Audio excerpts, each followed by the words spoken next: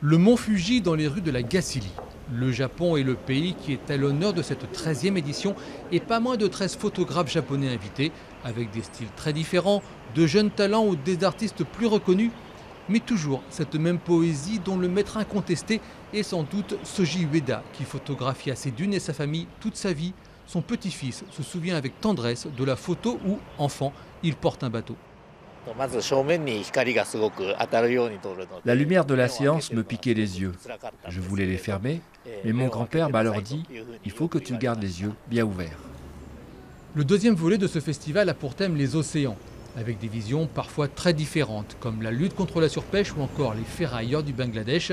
On peut croiser Anita Conti photographiant au milieu des Terre Neuva, ou encore Guillaume Herbeau qui a passé l'hiver sur nos îles, Ouate et Edik.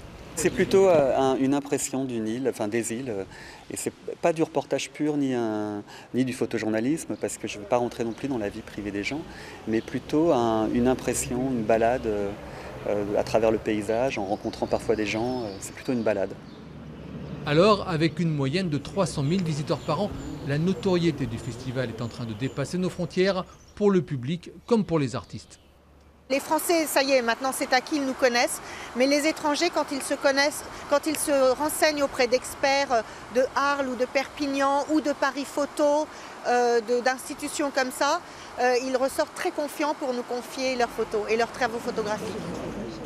Le festival de la Gacilly ouvre les portes de 31 expositions différentes au public.